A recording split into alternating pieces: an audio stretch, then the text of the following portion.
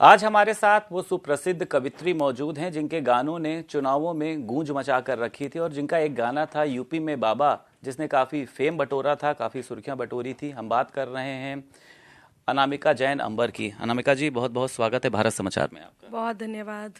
और लखनऊ तो आती रहती होंगी आप, लेकिन इन दिनों लखनऊ की आबो हवा को कैसे देख रही हैं आप? अम, देखिए, लखनऊ आते रहती हूँ। आज की आबो हवा तो ऐसी है कि हमारा कवि सम्मेलन है, तो उसके लिए आई हूँ। और केवल लखनऊ ही क्यों, मैं तो कहती हूँ पूरा उत्तर प्रदेश इस समय राममय हो रखा है और भक्तिमय हो रखा है। और ताज़ी हवा के साथ एक विश्वास की हवा हम सब महसूस कर रहे हैं, उम्मीदों की हवा महसूस कर रहे हैं, वही मैं भी अच्छा, महसूस कर आपके रही हूँ। एक गाने ने काफी धूम मचाई थी, यूपी में बाबा। तो लेकिन एक बात ये सामने निकल कर आने लगी अनामिका जी की कविताओं में लगता है आपको राजनीति होने लगी है। देखिए, मैं एक बात कहूँगी, कविताओं में राजनीति, राजनीति में कविता, ये एक दूसरे के पर्याय ही हैं। जब समाज होता है तो सामाजिक विसंगतियाँ होती हैं। समाज होता है तो सामाजिक विसंगतियाँ होती हैं, राजनीतिक विसंगतियाँ होती हैं, और हर तरह की वो बातें जो हमें प्रभावित करती हैं, तो हमारी लेखनी भी कहीं ना कहीं उन बातों से प्रभावित होती है। मैं एक बात पूछती हूँ, एक प्रश्न पूछती हूँ, आपके प्रश्न का उत्तर भी उसी में होगा कि जो कवि हैं वो क्या ये जो चुनाव का समय है उसमें चुनाव डालने का या अपने वोट के अधिकार का प्रयोग क्या एक कवि नहीं करता है? यदि वो अपने वोट का प्रयोग करता है, उसे सरकार चुनने का अधिकार है, तो सरकार द्वारा किए जा रहे कृत्यों का भी उस पर प्रभाव पड़ता है। तो इस समय समाज में जो बातें हैं, जो विचार हैं, उनको अपनी लेखनी से लिख देना, अब आप उसे राजनीतिक से दृष्टि से देखते हैं तो वही सही है। लेकिन मेरा मानना ये है कि हम जिस बात से प्रभावित होते हैं उस हर बात को लेखन के साथ समाज में लेकर के आते हैं। कवियों का विरोध होने लगा है, जिस तरीके से अभी आपने भी एक अपना वीडियो वायरल हुआ था आपका, आपको एक मंच पर जाने से रोका गया था। ऐसा क्यों? कवियों को तो लोग सुनना चाहते थे, जिस तरीके से आपकी एक छवि रही है, व्यंग्यात्मक माध्यम से आप लोगों तक पहुंचती हैं, ऐसा क्यों? देखिए, ये तो बहुत पहले से चला आ रहा है कि कवियों ने, गीतकारों ने अपनी बात कही है और सामाजिक दृष्टि से भी उसको पूरी तरह से कहा है। इसे हम ऐसे कहें कि अभिव्यक्ति की आज़ादी का हमने पूरा अपना अधिकार का प्रयोग किया है। तो ये अभी से नहीं है, ये बहुत पहले से चला आ रहा है। हमारे बड़े कवियों को, आप दिनकर जी को देख लीजिए, हमारे बहुत पहले से चला आ रहा है। हाँ, ये थोड़ा सा दुखद है कि पहले, अब इसमें ये नहीं कहा जाएगा कि कवियों का विरोध हो रहा है। मैं तो ये कहूँगी कि कवि तो वैसे ही हैं जैसे पहले थे, अभी भी हैं।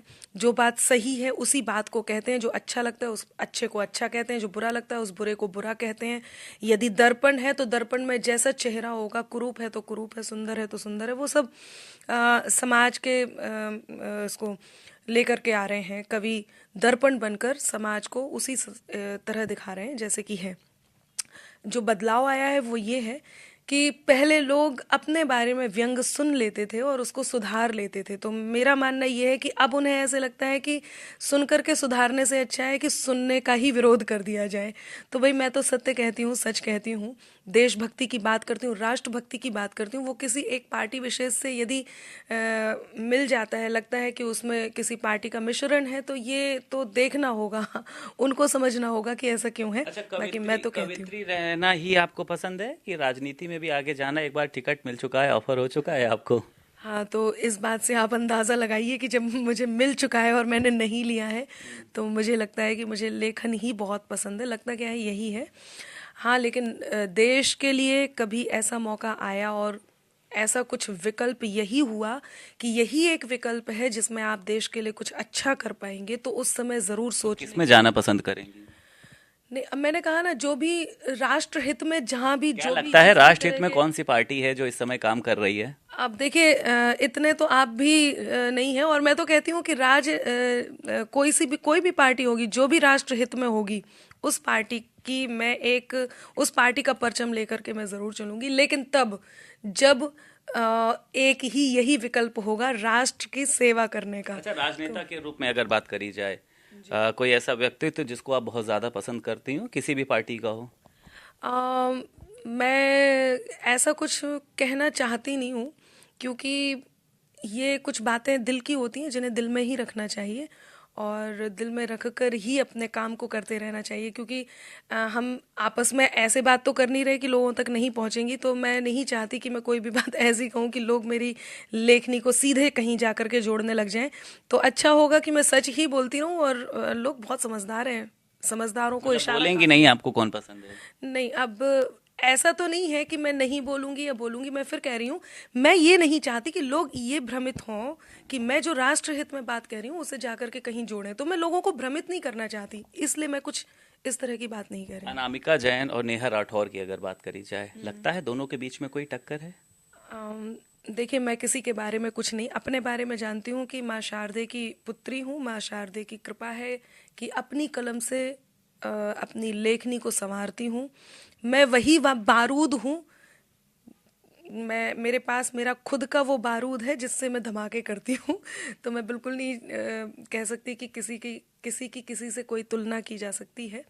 तो मैं कलमकार हूँ, लिखती हूँ, मैं बस यही कहूँ। अच्छा अनामिका जी, खैर आपसे बात करने का सिलसिला ख़त्म नहीं होगा, लेकिन हम फिर भी एक चाहेंगे कि आप जो अपना एक आपका गीत है यूपी में बाबा, वो आप हमारे दर्शकों के लिए गुनगुनाएं। ठीक है, आपके दर्शकों के लिए सुना देती हूँ कि जौनजे काबा काबा लगे चिल्ल्याबे, जौनजे काबा काबा लगे चिल्ल्याबे, उन्हें इते हम आए बताबे, इते नैया कछु दिखाबा, इते नैया कछु दिखाबा, कायके यूपी में बाबा है, यूपी में बाबा। फिर से, यूपी में बाबा है, यूपी में बाबा। गोरखपुर को जो सन्यासी मन में लेके मथुरा काशी, जब से लखनऊ में जा बैठे, यूपी भर की मिटी उदासी। और राजमहल को मंदिर कर दो, राजमहल को मंदिर कर दो, जब जनता को मिलो बुलावा, कायके यूपी में बाबा है, यूपी में बाबा। चलिए, बहुत शुक्रिया अनामिका जी भारत समाचार से बात करने के लिए। खैर अनामिका जी किसको पसंद करती हैं इन्होंने बातों बातों में बता दिया, और आगे आने वाले समय में अगर उनको कभी कोई अच्छा प्लेटफॉर्म मिलता है या उनकी इच्छा होती तो वो राजनीति में जाना भी पसंद करेंगे। फिलहाल वो कवित्री के रूप में अपने आप को स्थापित कर रही हैं। लखनऊ से वीडियो जर्नलिस्ट रजनीश तिवारी के साथ संदीप खेर, भारत समाचार।